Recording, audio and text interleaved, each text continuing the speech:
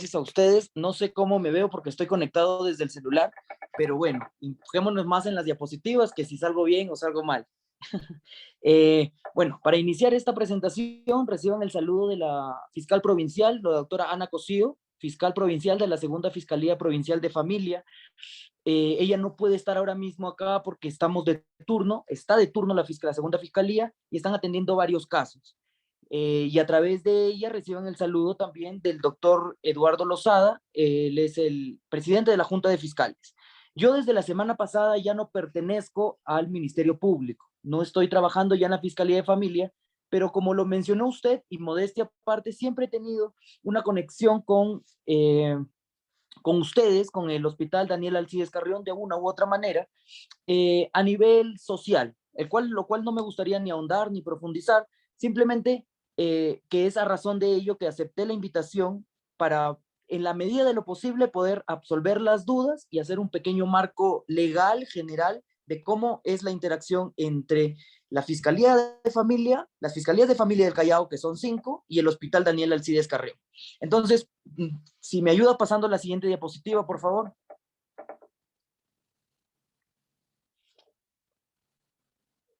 Hola. Hola.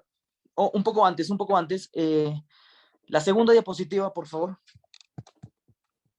Sí, la segunda, perdón, ahora ya la estoy viendo. Sí, lo que pasa que un primer tema que voy a tocar y que es uno que ustedes han venido abordando porque escuché los últimos minutos, haciendo un paréntesis, si por favor en algún momento se entrecorta o no logran escucharme, me interrumpen para repetir la idea, por favor, ¿sí?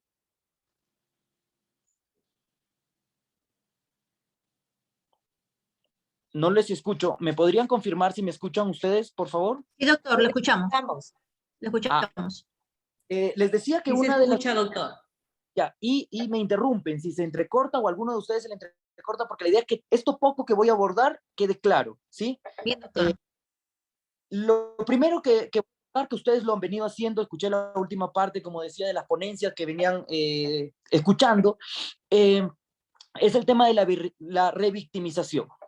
La revictimización es una repetición de violencias contra quien ha sido previamente víctima de una agresión, aunque sea por omisión. O sea, sabemos que muchas veces los delitos no solamente se cometen por ejecución, digamos, yo voy y agredo a alguien, sino también por omisión. Por ejemplo, no le doy alimento a mis hijos y lo estoy poniendo en peligro. Entonces, tanto hay por acción y por omisión.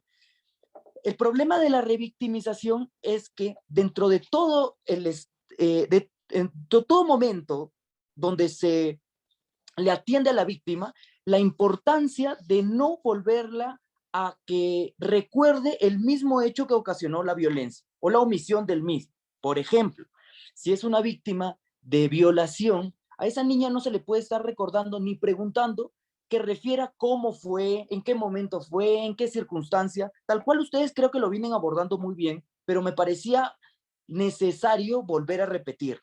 Entonces, la revictimización está prohibida, por tanto debe ser eliminada en todos los procesos de justicia. Procesos que se encuentran a cargo de operadores de justicia, tanto como el juzgado, el Ministerio Público, la policía, etcétera, y demás personas que tratan con una víctima. Entonces, todos, incluidos ustedes, están prohibidos de revictimizar. Entonces, ya tocaré luego el tema, pero es momento de decir, por ejemplo, cuando viene el Ministerio Público y interviene en una primera entrevista, no puede, no debe, no puede, está penado eh, cosas que revictimicen a esa niña, niño o adolescente. Entonces, lo único que hace el Ministerio Público es una entrevista con marco general, donde no haya ningún punto que se deba tocar posteriormente, por ejemplo, en una cámara GESEL. Entonces, para cerrar esta primera diapositiva, que quede la idea que ustedes bien estaban tratando, que está prohibido y que debemos poner el hombro, ¿no? Al margen de que la ley lo diga de una manera tan formal, que queden todos nosotros como operadores de justicia, desde el que recibe la noticia hasta el juez que va a determinar si hubo o no hubo un delito, que está tratando con una niña, niño o adolescente vulnerable, a quien no debería volverle a repetir el hecho o que cuente el hecho, que narre el hecho, las circunstancias del hecho, que eso le genera un trauma mayor. Es así que hubo un caso emblemático en Costa Rica donde a una mujer ya mayor, bueno, me refiero mayor con mayor de edad, denunció al Estado porque en todas las etapas del proceso se le entrevistó y se le preguntó por la manera en cómo y circunstancias en cómo había sufrido esa violencia. Entonces, eso genera un trauma mayor, el cual se debe evitar. Siguiente diapositiva, por favor.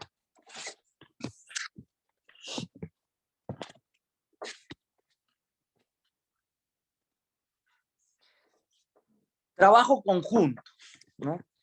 El objetivo principal es que se erradique la violencia en todas sus modalidades. Creo que en eso estamos de acuerdo.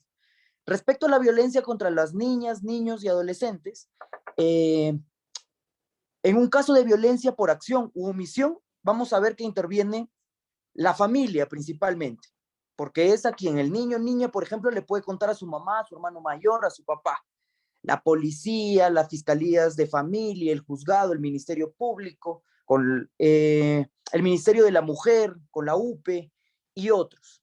En este otros, no les resto importancia, sino quizá ustedes son los que inician y los que dan el conocimiento y son un eje principal de lo que va a ser luego un proceso y para que se logre la justicia de algún delito cometido. Ustedes que tienen a primera mano a una niña, niño o adolescente que ha sufrido un acto de violencia por omisión o por acción, porque vino golpeado o porque vino violentada, no sé.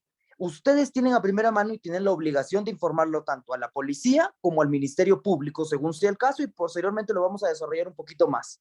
Pero menciono en esta diapositiva que debe ser un trabajo en conjunto, porque yo, como ex miembro del Ministerio Público, pude ver en carne propia la realidad.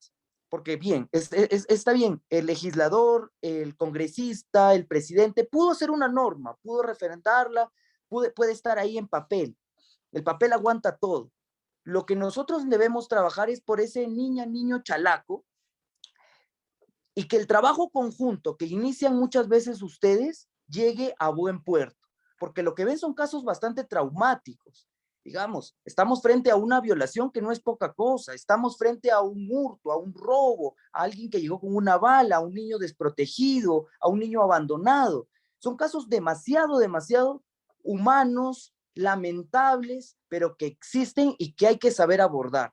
Entonces, mi llamado a seguir, porque lo hacen, y a reforzar ese trabajo en conjunto que ustedes inician y que espero ahora poder aclarar un poquito más para que puedan hacerlo aún mejor.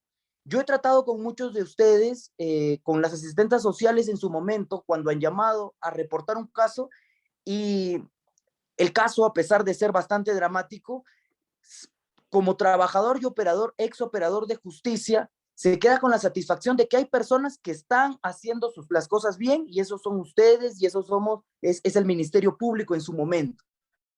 Entonces, ese trabajo corto, sigan haciéndolo bien, que coordinen con las fiscalías de familia. Las fiscalías de familia, hay un número, el número de turno está abierto a ustedes, a preguntar, a consultar. Si hoy día se olvidan de algo, pero saben por lo menos que existe una norma, lo preguntan.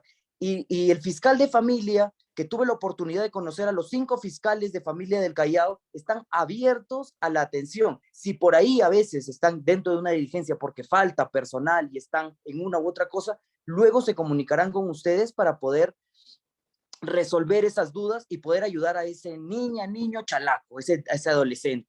Siguiente diapositiva, por favor. El Centro de Salud y el Ministerio Público. En este caso, ya siendo más concreto, el Hospital Daniel Alcides Carrión y las Fiscalías de Familia deben procurar un trabajo conjunto, como lo había mencionado. Informar de los hechos de los que se presume la consumación de un delito u omisión, o cuando se tiene certeza de este. Debe haber un acercamiento interinstitucional, constante coordinación. Respecto a la información de los hechos, ustedes saben, y por eso lo vienen haciendo, la obligación de informar todos los hechos de los que tengan certeza, así como de los que sean presuntamente ciertos. pero de los que en modo coloquial parece que sí es, ¿no? O sea, si llega, por ejemplo, una niña sin su papá, sin su mamá, y en una primera reacción ustedes reciben esa declaración de la niña que el papá hizo o dejó de hacer tal o cual cosa, eso ya parece que sí es un hecho, y por eso deben hacerlo de conocimiento de la fiscal de familia. La Fiscalía de Familia lo que hará es indagar un poco más a través de una entrevista y ver si hay los mínimos elementos de juicio para poder derivar el caso a la UPE y que la UPE dé unas medidas de protección de ser el caso. Si es algo un poco más grave, por ejemplo, como una violación o unos actos contra el pudor, y está dentro de una flagrancia, eso tendrá que ser visto en conjunta con la policía que ustedes también están obligados a llamar. En este caso creo que es la de Bellavista, la que ustedes se comunican. Y después tanto la policía como el Ministerio Público hará un trabajo en conjunto. La siguiente diapositiva, por favor.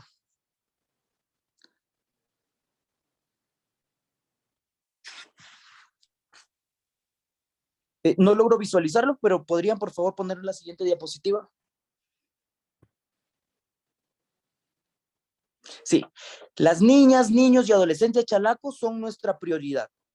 En un marco general, y no digo que los demás niños no sean nuestra prioridad, sino que estamos concretando lo que estamos viendo, el Hospital Daniel Alcides Carrión y las Fiscalías Provinciales de Familia del Callao. En un marco general, debemos saber que los niños, niñas y adolescentes son los más vulnerables, ¿no? Dentro de todas las personas que existimos, ellos son los más vulnerables y por eso es que la ley les da un amparo especial, los trata de una manera mejor, beneficiándoles, pro niño, pro niña, pro adolescente. Siempre se legisla a favor de ellos y hay que tener en cuenta que existe el principio del interés superior de los niños, niñas y adolescentes. Básicamente este principio, y nuevamente dicho de una forma coloquial, no sin querer dejar de ser jurídico, lo que dice es al niño, a la niña y al adolescente, hay que protegerlo, hay que cuidarlo, hay que resguardarlo, hay que fomentar buenas actividades, que si hay otra ley, por ejemplo, que se contraponga, vamos a usar la más beneficiosa para él o para ella.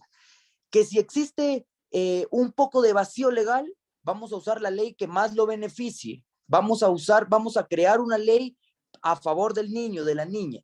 En ese marco, si ustedes están atendiendo a una niña, a un niño o a un adolescente, sepan que la ley está a favor de ese menor de edad.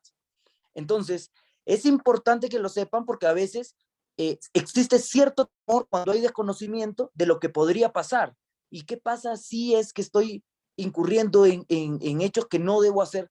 Siempre, y tanto las leyes como los operadores de justicia, el Ministerio Público, el Ministerio de la Mujer, el Poder Judicial, siempre legislan o tienen leyes o estarán a favor de la niña, niño y adolescente, y siempre habrá una lógica.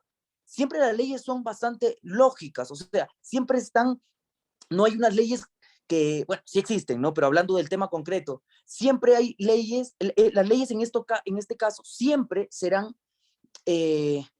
a favor del niño. Por ejemplo, si hay un niño que llega desnutrido, que no llega con su mamá, con su papá, que refiere un cuadro bastante preocupante, llega con un vecino, sería bastante lógico pensar que ya existe una ley que trata de proteger a ese niño, aun cuando nosotros no lo sepamos. Lo importante es saber, por ejemplo, en ese caso, que debemos informarlo al Ministerio Público, a la Fiscalía de Familia de turno. Entonces, todas las leyes que girarán en torno a las niñas, niños y adolescentes, tengan claro que son muy lógicas y que están a favor de ellos. Y que con el principio del interés superior de los niños, niñas y adolescentes, van a ser como escudos o como defensas para echar de lado a cualquier otra ley que pueda estar en contra de ese niño, niña o adolescente. Otro punto es que la realidad actual de violencia familiar en el Callao es muy alta. En la segunda Fiscalía de Familia, donde yo laboré, podíamos tener acceso a estadísticas y la estadística es bastante penosa porque todavía existe mucha violencia y mucha de esa violencia termina en el hospital y al terminar en el hospital ustedes comienzan con un proceso, ¿no? Ustedes son los que atienden esos casos de primera mano. Y por último, que el Perú está suscrito a muchos tratados a favor de los niños, niñas y adolescentes. En consecuencia, tengan ustedes confianza de que siempre que velen por el cuidado de una niña, niño o adolescente, estarán protegidos por la ley, no solo peruana, sino internacional.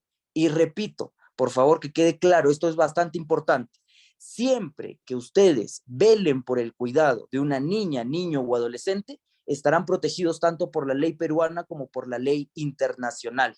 Así que no tengan duda y ofrezcan toda su ayuda a ese niño, niño o adolescente que por acción o omisión ha sido de una manera víctima de una violencia. Siguiente diapositiva, por favor.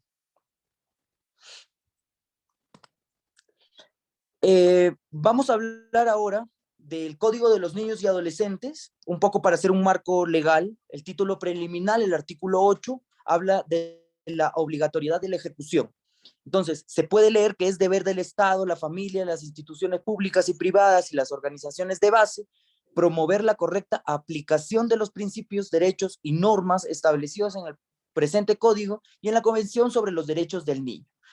En cristiano, y para no hacer aburrida la charla, lo que dice es que todos, las entidades del Estado, tanto públicas como privadas, y en ello están ustedes, estamos obligados a cumplir este código, a fomentarlo, a promover la correcta aplicación de los principios. Entonces, haciendo más grande el marco legal que ustedes también conocen, el Código de los Niños también les exige a ustedes, por ejemplo, que informen de un delito, ¿no? Porque con ello están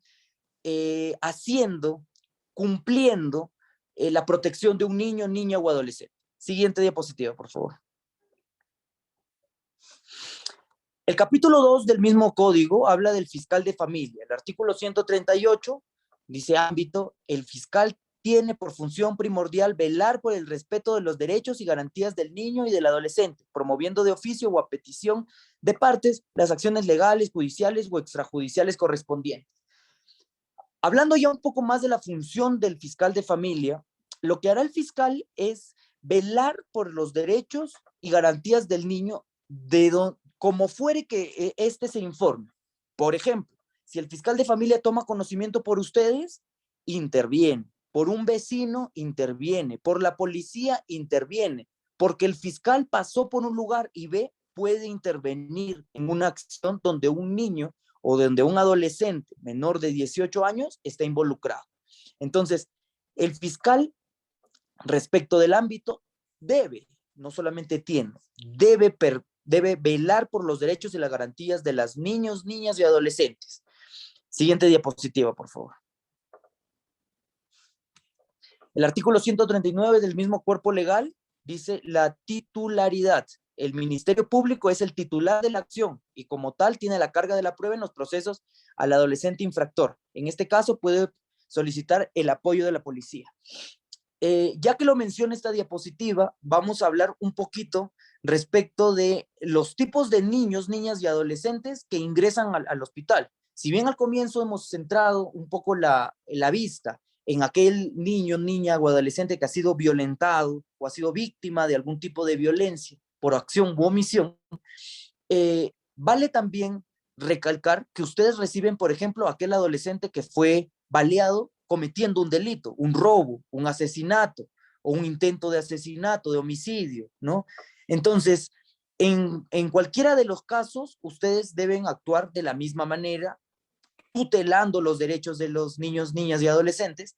Pero respecto del artículo que menciona esta diapositiva, el 139, dice que el Ministerio Público, en este caso la Fiscalía de Familia, va a intervenir como titular de la acción penal o de la acción, bueno, que quiere decir que que la Fiscalía de Familia será la responsable de armar el caso para si se denuncia o no se denuncia, o qué acción se toma civil o penal respecto del caso al cual tuvo conocimiento. Siguiente diapositiva, por favor.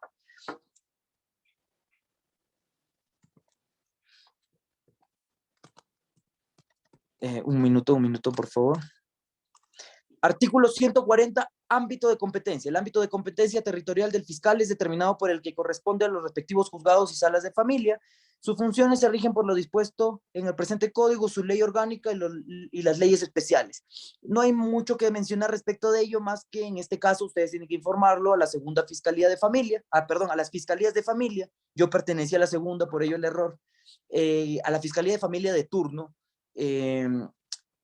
cuando se trate de un caso que ustedes han sido enterados, ¿no? Y de igual manera a la policía. Siguiente diapositiva, por favor. Artículo 144, competencia, compete al fiscal. A ver, digamos, he seleccionado algunos artículos y también algunos incisos. El inciso B dice, intervenir de oficio y desde la etapa inicial, el fiscal, en toda clase de procedimientos policiales y judiciales en resguardo y protección de los derechos del niño y del adolescente. Es obligatoria su presencia ante la policía en las declaraciones que se actúen en casos de violencia sexual contra niños o adolescentes bajo sanción de nulidad y responsabilidad funcional. En este último caso, ordenará la evaluación clínica y psicológica de la víctima personal, profesional, El fiscal de familia lo que hará más o menos, como ustedes pueden también leer desde esta diapositiva, es intervenir en todas las etapas del proceso. Es por eso que cuando ustedes hacen de conocimiento a la fiscalía toma el caso desde el comienzo hasta el final, y cuando realiza un acta fiscal, y por ejemplo, que se derive el caso a la UPE, que tome conocimiento a la UPE y que tome conocimiento el juzgado para que otorgue las medidas de protección necesarias en un caso tutelar, digamos, o mejor dicho, de desprotección, ordena al final que se le informe de los procedimientos y del caso y cómo ha concluido este, porque comienza, y así como comienza, debe tener conocimiento hasta el final del proceso. Siguiente diapositiva, por favor. Principales casos en los que interviene una fiscalía de familia. Esta es una duda frecuente, probablemente ustedes ya no la tengan, pero vale la pena mencionar. La Fiscalía de Familia y ustedes deben informar al fiscal provincial de turno en casos, por ejemplo, de desprotección familiar que quiere decir de personas menores de 18 años. Y también cuando el infractor o presunto infractor, autor del hecho delictivo, es un adolescente menor de 18 años. Vamos primero con lo primero. Y con ejemplos para que se haga un poco más sencillo. Aquel niño abandonado o aquel niño que llegó con signos de deshidratación, desnutrición, que no lo llevó la mamá. Ustedes no tienen certeza de que haya una desprotección familiar ahí, pero sí se podría presumir una desprotección, ¿verdad? Entonces, ustedes en ese caso, cuando la persona desprotegida o aquel niño abandonado, ¿no? Menor de 18 años, cualquier persona menor de 18 años, hacen de conocimiento a la Fiscalía de Familia. Y en el segundo caso, cuando el infractor o presunto infractor es autor del hecho delictivo.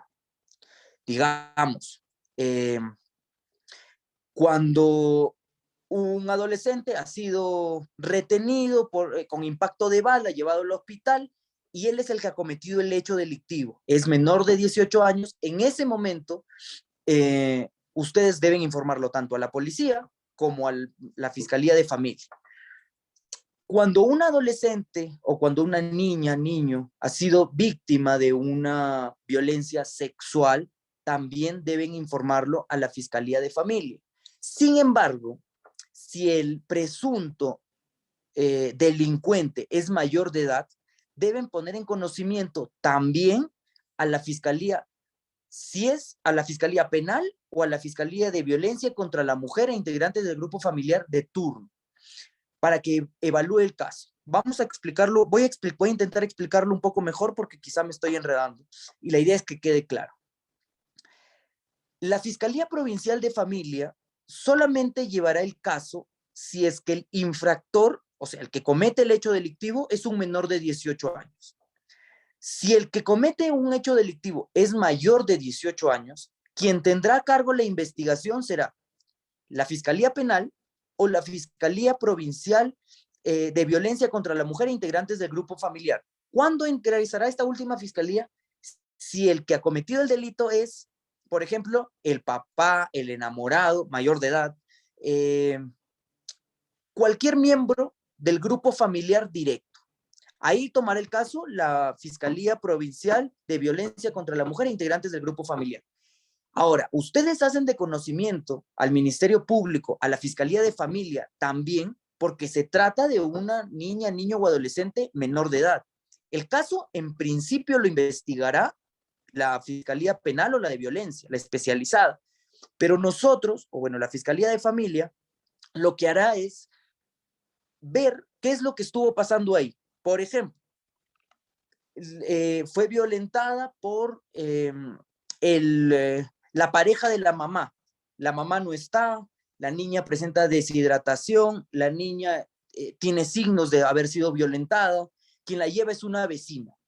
Entonces, sí, el caso lo verá la Fiscalía de Violencia Especializada de Violencia contra la Mujer y los integrantes del grupo familiar, pero la Fiscalía de Familia lo que hará es poner en conocimiento, por ejemplo, del juzgado y de la UPE para que dicten las medidas correspondientes que el caso amerite. Llámese medidas de protección, que después el caso termine en que quizá la niña ya no siga viviendo con los padres. ¿Por qué? Porque ese es un caso que tiene que ser de conocimiento y es por ello que en las actas fiscales, en la parte de abajo, en la parte resolutiva, dispositiva, perdón, se puede leer muchas veces. Pónganse conocimiento del Ministerio de la Mujer, la oficina de la UPE, la Unidad de Protección Especial de Lima Norte y Callao, para que dicte las medidas correspondientes que el caso amerite, las medidas de protección, así como el juzgado de familia y así como la Fiscalía de Violencia contra la Mujer y los integrantes del grupo familiar. Sin embargo, ustedes están obligados también a informarle a la Fiscalía, tanto penal como de violencia contra la mujer y los integrantes del grupo familiar. De no hacerlo, por no ser de repente un caso de flagrancia, nosotros o las Fiscalías de Familia lo disponen en su parte dispositiva del acta fiscal que se emite en el momento, ¿no? Siguiente diapositiva, por favor. Ahondando un poco más, vamos a hablar ahora del decreto legislativo 1297, que habla de la protección de las niñas, niños y adolescentes sin cuidados parentales o en riesgo de perderlos. Siguiente diapositiva, por favor. El objeto de la ley es la que la presente ley tiene por objeto brindar protección integral a las niñas, niños y adolescentes sin cuidados parentales o en riesgo de perderlos, a fin de garantizar el pleno ejercicio de sus derechos, priorizando su derecho a vivir, crecer, desarrollarse en el seno de su familia. Lo que hace esta ley básicamente es brindar esa protección integral a ese menor de edad que lo considera un poco vulnerable y a quien quiere fomentar lo mejor para él, y es por eso que desprende una serie de artículos en aras de su protección. Siguiente diapositiva, por favor. Por ejemplo, el artículo 3 habla de las definiciones y algunas que yo he intentado rescatar para que el caso sea un poco nutritivo, es el inciso F, situación de riesgo de desprotección familiar. En adelante voy a mencionar de repente algunos artículos, no con el afán de que ustedes lo memoricen, los apunten, sino simplemente que sepan, o que ya lo saben, pero para reforzar un poquito, que existe. Y sabiendo que existen, ustedes saben, por ejemplo, llegó este caso. Eso parece que es tal delito. Voy a informarlo a la Fiscalía de Familia. Entonces, esa es la idea y también un poco del proceso para que ustedes sepan qué es lo que sigue después, donde ya no intervienen ustedes, pero de todas maneras para que sepan qué es lo que sigue después. La situación de riesgo de desprotección familiar.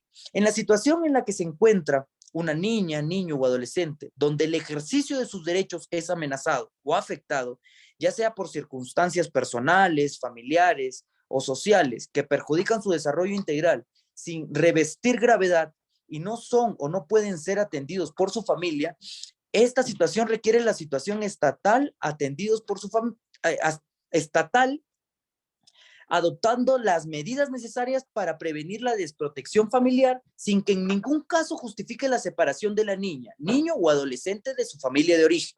Por vía reglamentaria, se definen las circunstancias y supuestos que pueden ser considerados como situación de riesgo de desprotección familiar. En adelante, cuando en la ley se utiliza el término riesgo, debe entenderse que se hace referencia a riesgo de desprotección familiar. Bueno, de aquí, de este artículo, un par de cosas importantes. Lo primero es que no cualquier cosa es una desprotección familiar, sino que la propia ley lo menciona. ¿Hola? ¿Hola? Un poco de interferencia, Patricio. Ya, bueno, yo continúo, no hay ningún problema. Entonces, lo primero que vale mencionar respecto de este artículo es que la propia ley dice en cuándo es el momento en que se está inmerso en esta situación. No puede haber más, no hay motivo para agregar uno más por conveniencia de la persona que va a evaluar el caso. Si la ley dice que una situación de desprotección familiar es por X o Y caso, simplemente eso es.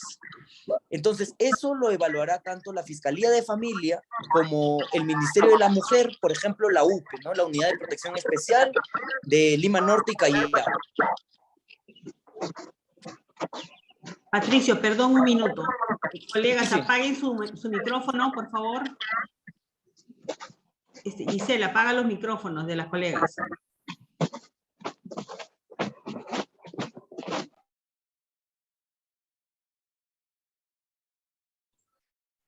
Continuemos, Patricio. Está bien, no hay ningún inconveniente, no hay problema. Entonces, primero saber eso, que la propia ley ya define cuáles son los supuestos en los que estaría uno inmerso en una situación de riesgo de desprotección familiar. Y lo segundo es que esta situación requiere de actuación estatal adoptando las medidas necesarias para prevenir la desprotección familiar sin que en ningún caso se justifique la separación de la niña, niño o adolescente. Cuando existe un riesgo, solamente un riesgo, la ley nos dice que no existirá la separación de la niña, niño o adolescente de una manera definitiva. Entonces, si vamos a la siguiente diapositiva, por favor.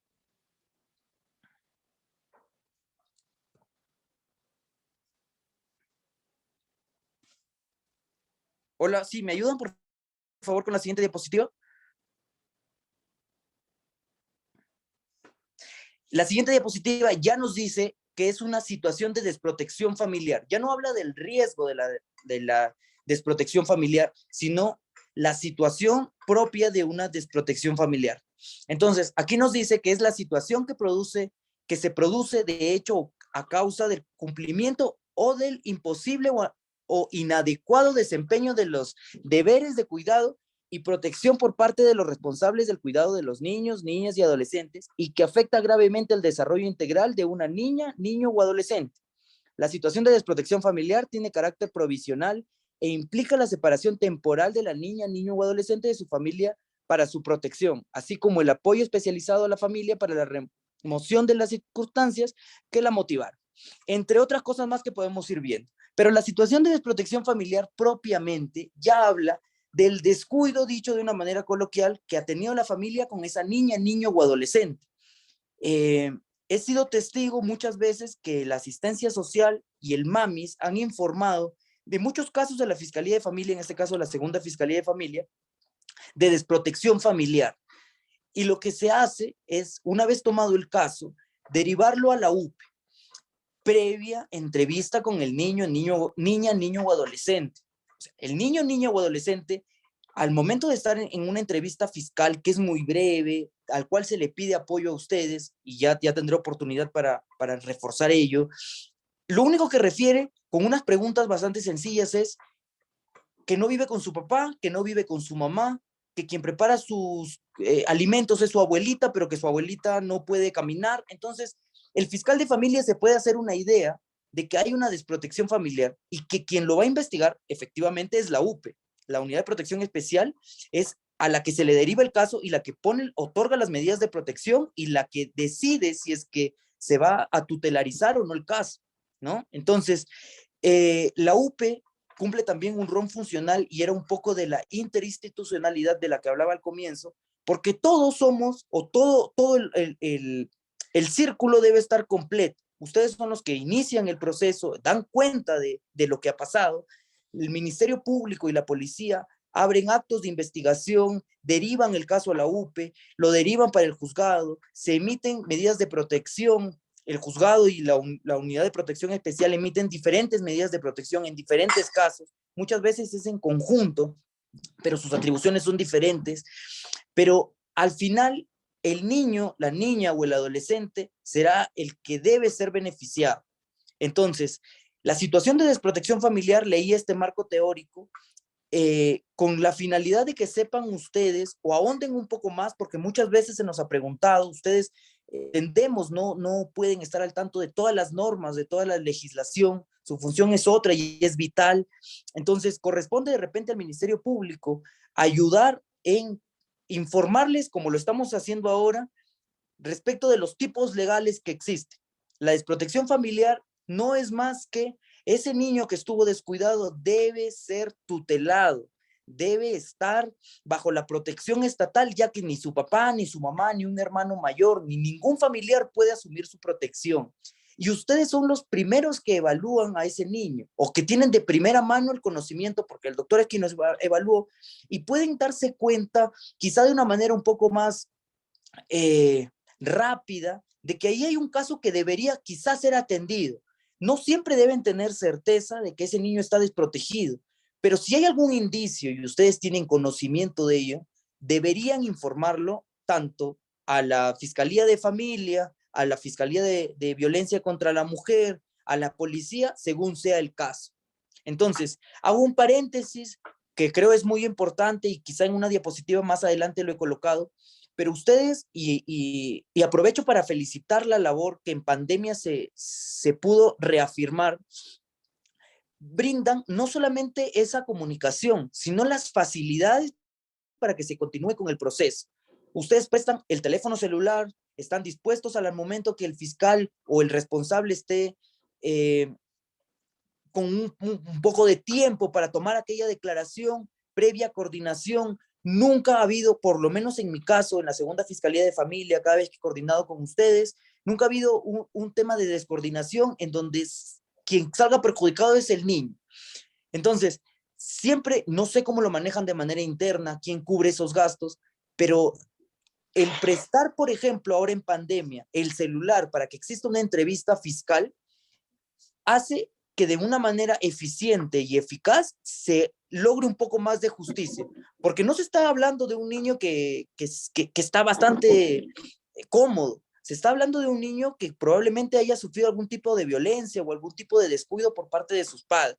Entonces, es muy importante la labor que ustedes hacen y por eso desde esta pequeña ponencia les agradezco, y no solamente yo, porque muchas veces quizá no se ha llegado el agradecimiento formal, pero siempre hay que reconocer lo que ustedes hacen, y en este caso cierro el paréntesis para poder de una manera grata decirles que esa labor se ha podido llevar a cabo en pandemia gracias a ustedes, porque muchas veces estaban restringidas los ingresos o porque el fiscal no podía ir por X o Y motivos, netamente de pandemia. Por ejemplo, varios fiscales en el Callao son vulnerables y no pueden asistir, pero a través de una videollamada que ustedes facilitan, eso se logra. Siguiente diapositiva, por favor. Patricio, quisiera hacer una consulta, ya que estamos en el tema de desprotección. En el caso puntual de un caso que tuve hace poco, una abuela que trajo a un menor de edad que no tenía DNI. ¿Quién no tenía DNI? ¿El menor o la abuela? La mamá trabajaba, ¿perdón? ¿Quién era la persona que no tenía DNI? El menor, a pesar que ya era un menor de más de 5 años y ya no tenía DNI. En ese caso, ahí también tipifica la desprotección porque obviamente uno tiene derecho a la identidad, ¿no es cierto? Y si tiene más de 5 años, el niño no podía acceder al SIS. Y yo digo, en ese caso nosotros también podríamos haber llamado a la fiscalía. ¿Tipifica dentro de protección familiar? Sí, es verdad. Pero y en ese caso, si la fiscalía interviene, pero era un niño que venía por una atención ambulatoria, ¿cómo procedería? Sí, pero, claro, no. Lo que pasa es que ustedes hacen de conocimiento, si hubiera tanta logística para que un fiscal esté en todos los centros médicos y pueda ver si este caso es o no es, sería lo ideal. Pero gracias a Dios existen, por ejemplo, el Departamento de Asistencia Social, el MAMIS, que toman los casos o que pueden estar atentos a los casos y comenzar a discernir. Este caso que usted me dice, claro que debería ser visto por el Ministerio Público y en su defecto abrir una investigación previa. ¿Por qué? Porque no solamente existe un factor por el que no se haya podido obtener ese documento de identidad, ¿no? Parecería, Ujú. y por eso es que yo decía antes, no es necesario tener certeza, Un poco de pero si ustedes más interferencia, o menos no, no ven, escuché, hola, hola, no escuché Patricio, perdóname. sí, le decía que no es necesario tener certeza. Si ustedes tienen conocimiento de ello y parece, ¿no?, que ahí se están violentando un derecho porque no hay un derecho a la identidad, deberían poner en conocimiento de la fiscalía. Ah, ok, Eso, ok. entonces, ustedes son, claro, todos los casos que llegan, ver, oye, esto parece que entra dentro de un tipo penal, ¿no? Sí. A ver, ahora, vale mencionar que no todos los casos tendrían que ser vistos por la fiscalía de turno. Si no, no existe una flagrancia y también a criterio, no hay,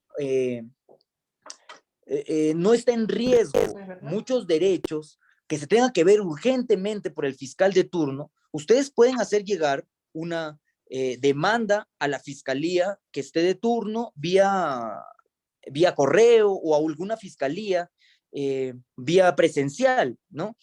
Lo digo así porque en un acuerdo que tiene el Callao, y eso solamente opera para el Callao, cuando no se trata de un caso de flagrancia, pero se informa y se dice que lo vea el fiscal de turno, como es el caso del DNI, quien lo va a ver o quien va a tomar el caso es la quinta fiscalía de familia. Por acuerdo interno dentro de las fiscalías, quien lo va a ver son ellos.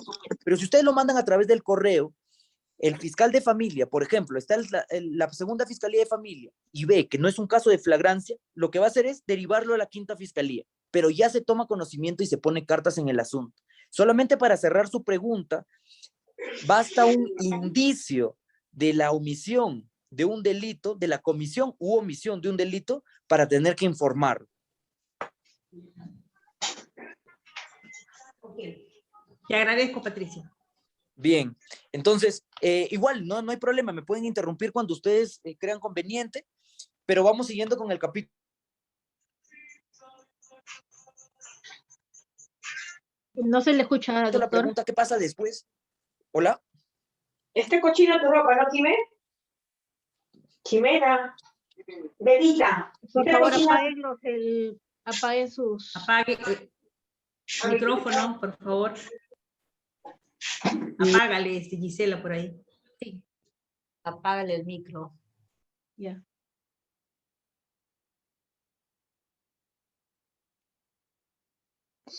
Ok. Aló, doctor. Doctor.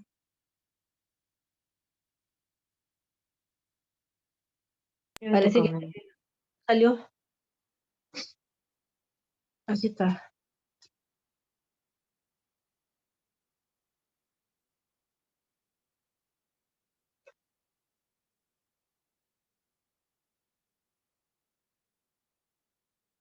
No se le escucha, doctor.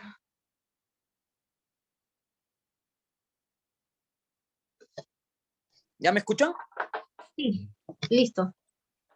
Bien, Se le escucha. entonces les decía que este era el marco legal de qué pasaba después con las medidas provisionales de protección, que las podemos leer en conjunto, pero que básicamente es que desaparecen cuando la circunstancia, por ejemplo, que dio lugar a la medida ya ha desaparecido, con la disposición de la autoridad judicial, si el juez, por ejemplo, por mandato judicial, o por el cumplimiento de la mayoría de edad de la persona acogida, ¿no?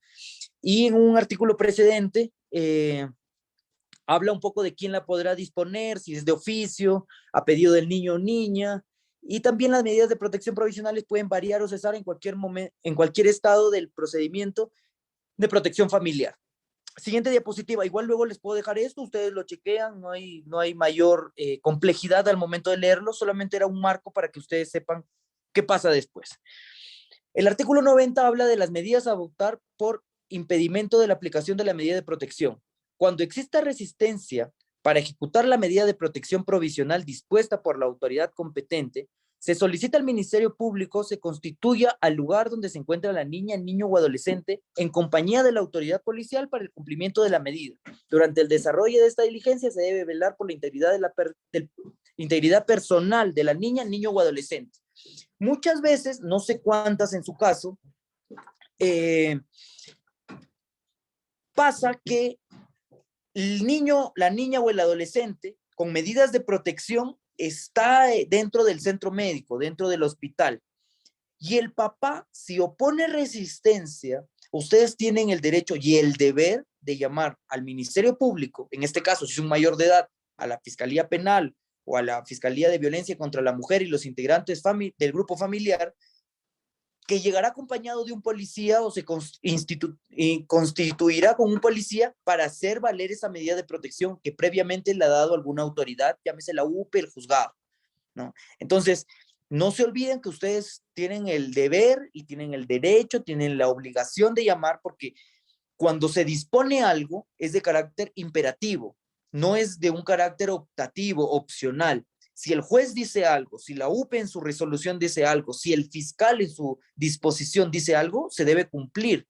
Más aún si estamos frente al caso de una niña, niño o adolescente. Siguiente diapositiva, por favor. El artículo 143 de la misma ley habla de libre acceso, donde el fiscal en ejercicio de sus atribuciones tiene libre acceso a todo lugar en donde se presuma la violación de derechos de niños o adolescentes, especialmente en los casos por riesgo de desprotección familiar. No se olviden que el fiscal no tiene propiamente que pedir un permiso a la autoridad para intervenir. El fiscal actúa de oficio. El fiscal tiene, en ejercicio de sus funciones, tiene ese derecho. Entonces, cada vez, y no he presenciado ningún caso, pero cada vez que el fiscal quiera intervenir en aras del bienestar de una niña, niño o adolescente, se le debe permitir, deben tenerlo en cuenta. Luego, las competencias del fiscal de familia o de las fiscalías mixtas, en este caso no, en el caso del Callao es una fiscalía de familia. Bueno, conceder la remisión fiscal, que eso es otro tema, pero que igual se lo podría comentar. Cuando un adolescente ha cometido algún delito, pero no reviste mayor gravedad, se arrepiente y pasa por un programa de justicia juvenil restaurativa y se compromete a ello, a pasar por ese programa, el fiscal se inhibe, es decir, no presenta su denuncia ante el juzgado y le otorga la remisión fiscal. Entonces, eso se hizo en aras de que el adolescente pase por un programa de orientación, por un programa de justicia restaurativa y se inserte mejor a la sociedad, porque lo que se busca no es pues una fiscalía inquisitoria, sino una fiscalía que ayude, que contribuya. Esa es la remisión fiscal, que no viene mucho al caso o que es un poco por las ramas, pero ya que estaba ahí, vamos a explicarla. Otra competencia de la Fiscalía de Familia es intervenir de oficio y desde la etapa inicial en toda clase de procedimiento policial y judicial en resguardo y protección de los derechos del niño y del adolescente. Siempre la Fiscalía va a estar presente, debe estar presente, y es por eso que cuando en coordinación con la policía se toma algún tipo de declaración, el fiscal de familia, si es menor de edad, debe estar presente.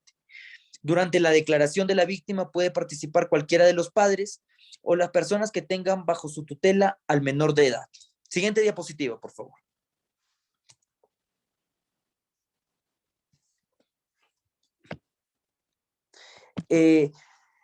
Ahora, uno de los principales delitos de los que ustedes quizá toman conocimiento de primera mano son contra la vida, el cuerpo y la salud. Por ejemplo, las lesiones, los homicidios y los feminicidios. Ya casi estoy terminando con las diapositivas. En este punto, si ustedes desean intervenir con alguna pregunta o algún caso concreto, lo podemos ver para no quedar simplemente en lo teórico. Es más, he intentado no ponerlo teórico para ejemplificarlo y que sea un poco más didáctico y que se pueda entender mejor, ¿no? No estamos en una clase de derecho, estamos en un conversatorio en donde podamos entender mejor qué es lo que está pasando con los niños, niñas y adolescentes y el marco legal. Entonces, uno de los principales delitos, como decía, que ustedes ven de primera mano, son los que están tipificados dentro de los libros de contra la vida, el cuerpo y la salud. Ahí están las lesiones, los homicidios y los feminicidios, y otros más, pero estos son, digamos, los principales. Entonces, si ustedes toman conocimiento de una agresión entre adolescentes, entre mayor de edad y adolescente, niños, deben hacerlo de conocimiento de a la Fiscalía de Familia. Y no se olviden que si el agresor o quien comete el delito de omisión o acción es mayor de edad, en su conjunto a la Fiscalía de Violencia contra la Mujer, dependiendo de qué relación tenga con la víctima, o la Fiscalía Penal, así como a la policía, ¿no? Siguiente diapositiva, por favor. Otros delitos son el hurto, el robo, la estafa. Estos son contra el patrimonio. Hace poco hubo un caso, ustedes lo recordarán, de un chico baleado porque había sido antes víctima, había sido él el imputado de robo. Y ustedes también hacen de conocimiento tanto la policía como el Ministerio Público, ¿no? A la Fiscalía de Familia. También a veces, muchas veces en los hurtos salen lastimados ese adolescente infractor, ¿no? No se le dice delincuente, es un adolescente infractor que llega al hospital con una, no sé, con una herida, con una bala. Entonces, eso también se debe poner tanto de conocimiento de la policía como la Fiscalía Provincial de Familia. Siguiente diapositiva, por favor. Y los delitos contra la libertad sexual. Ustedes tuvieron la ponencia pasada mucho cómo abordan estos casos, lo cual felicito y es necesario. Sin ahondar más en el tema, los actos contra el pudor, que son los tocamientos indebidos en las partes íntimas o actos libidinosos mediante violencia o amenaza. Y los de violación sexual, que es el acceso carnal por vía vaginal, anal o bucal, o actos análogos mediante violencia o amenaza. Perdón por los errores de la diapositiva. Bueno, ustedes siempre tienen conocimiento de primera mano de estos actos, no se necesita certeza, vale algún indicio, por favor, para que lo informen a la Fiscalía de Familia. Y si está dentro de la flagrancia, que es las 48 horas, ustedes deben también informarlo, bueno, siempre lo informan a la policía, para que en conjunto se pueda hacer la investigación pertinente, ¿no? Los actos de violación sexual o de actos contra el pudor son muy comunes, son muy penosos, se tienen que abordar evitando la revictimización, como lo dije en la primera diapositiva, evitando las preguntas sugestivas, las preguntas tendenciosas, evitando el morbo. El mismo fiscal cuando entrevista, lo único que hace es dar un indicio, porque luego va a haber una investigación donde en cámara Gesell se le preguntará, y es la única instancia donde se le volverá a preguntar sobre el hecho, o donde se le debería preguntar sobre el hecho. Antes no, porque es muy complicado que a una niña, niño o adolescente se le diga, ¿por qué viniste? Si de primera mano dice, sí, pues mi papá introdujo tal cosa dentro de mis partes, o me hizo tal o cual cosa, suficiente, no vale más. No importa más, perdón, no necesitamos más. Es un indicio suficiente para abrir una investigación. En cámara Gesell se le preguntará, ¿para qué como Fiscalía de Familia preguntaríamos más? Eso sería revictimizar y causarle mayor daño psicológico que el que ya tiene. Y ustedes también deberían evitar eso, y creo que lo vienen haciendo, no digo lo contrario, pero vale reforzar, ¿no? Y desde una parte jurídica, ¿cuándo es que se informa ello? Con solo indicios, no vale siquiera la certeza, no es necesaria, perdón. Con solo indicios deben informarlo a la Fiscalía de Familia y a las otras fiscalías de ser el caso. Siguiente diapositiva, por favor. Ya quedamos ahí. Bien, eso es un marco general de lo que hace una Fiscalía Provincial de Familia, la interinstitucionalidad que se debe seguir fomentando. Y si debo concluir antes de alguna pregunta, cuestionamiento, que ustedes crean bien hacer, es que al margen de un tipo legal que esté plasmado o que no esté aún en la ley y que supletoriamente nosotros vengamos cumpliendo, lo que debemos hacer es tener bastante o mucha empatía. Exhorto nuevamente a que sigamos haciendo el trabajo bien, sin morbo, con empatía, con bastante dedicación. Es muy complicado tratar estos temas. Es muy difícil ver a una niña violentada y que probablemente o en algunos casos haya estado acompañada del violentador, ¿no? Entonces, son unos casos tan difíciles, pero que si no comienzan con ustedes, que están de primera mano recibiendo el caso, que si el Ministerio Público no apertura bien la investigación, que si la UPE no da las medidas de protección necesarias, que haciendo mea culpa el Ministerio Público no vio este indicio y por ende no promovió más cosas, no promovió más la protección, ese niño puede terminar peor. La idea es que ese niño chalaco que llegue al Hospital Carrión, ya habiendo sufrido o habiendo sido víctima de por omisión o acción, pueda encontrar un poco de respaldo, pueda encontrar justicia, que es lo que se necesita. Entonces, cualquier duda que ustedes tengan ahora mismo, yo estoy llano a responder en la medida de lo posible, porque tampoco es que yo sea una enciclopedia andante, ¿no? Eh, pero la idea es la interinstitucionalidad, trabajar en conjunto para bien de ese niño o adolescente chalaco, que ustedes se comuniquen con el Ministerio Público. Tengo este caso, debemos hacer algo más, ustedes deben tomar conocimiento, deben formular un acta, a quién acudo, no dejarlo así nomás. Es un niño, una niña o un adolescente que necesita de ayuda probablemente. Entonces, todo el sistema jurídico, todos los operadores de justicia y los demás conexos que intervienen para ello, debemos estar unidos. Yo desde la semana pasada, como les comento, ya no formo parte del Ministerio Público de la Segunda Fiscalía Provincial de Familia, pero estoy bastante comprometido con los casos sociales, con la forma en cómo se ve esto.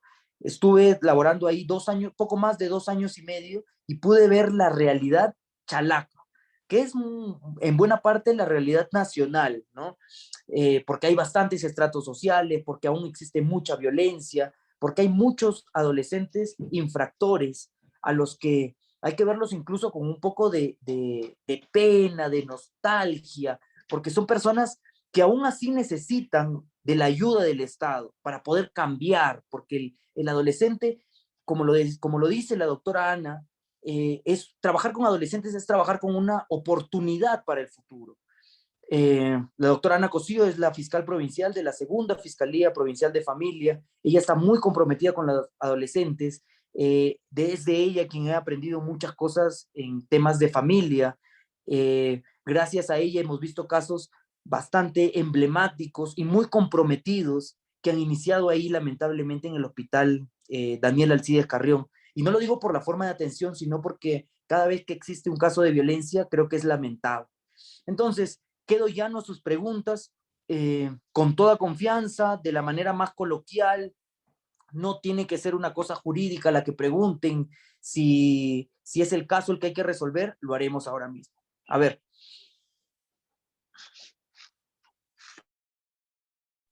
Doctor, buenas tardes. Muchas gracias por estar.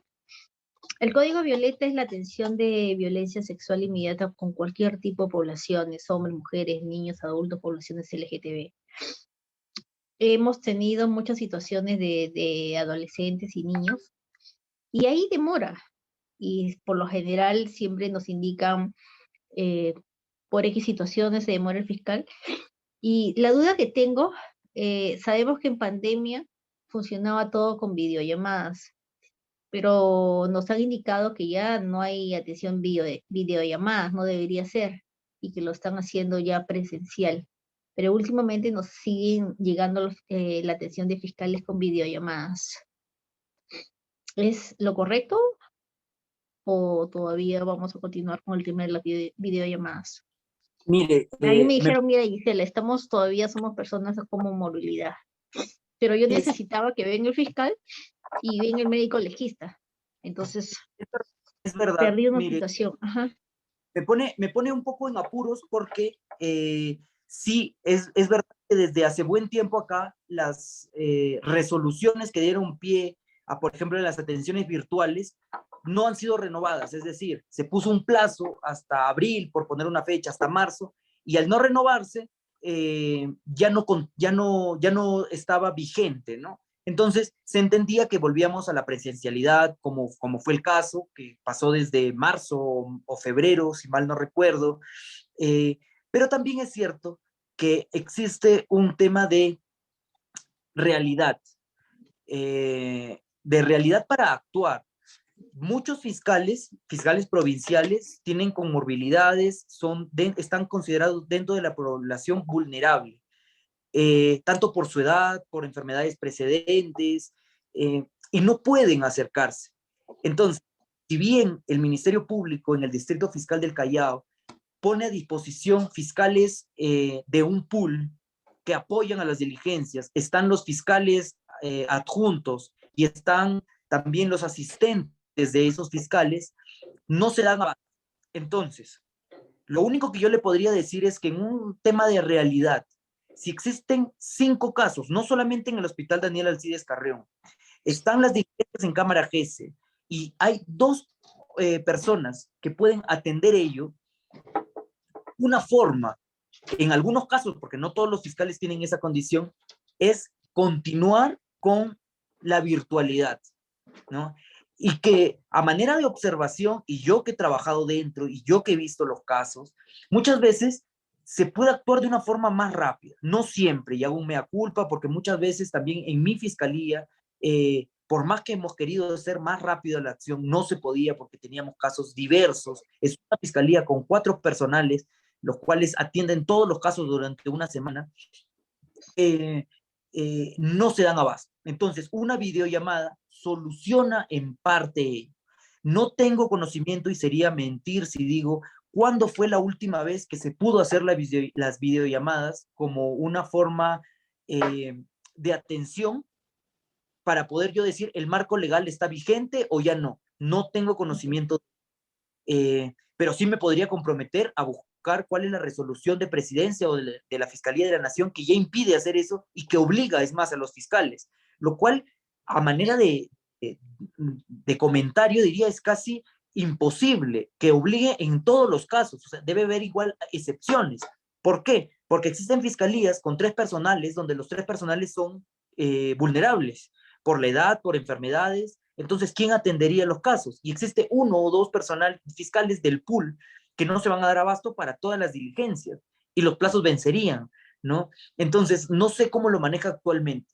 Sí sé que desde hace buen tiempo acá, digamos desde febrero, marzo, abril, mayo, junio, se han ido derogando las resoluciones y en varios ámbitos, como por ejemplo la presencialidad, a nosotros ya nos obligaban a ir primero 2 veces por semana, luego 3 veces por semana, luego los 5 días de la semana.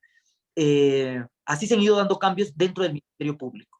Actualmente no tengo la respuesta para decir si es válida o no a través de una resolución de la Fiscal de la Nación o del Callao en su defecto, la atención a través de videollamadas. Pero sí creo, y dejo claro, que creo es una forma eficiente muchas veces de atender los casos cuando se hace de forma responsable.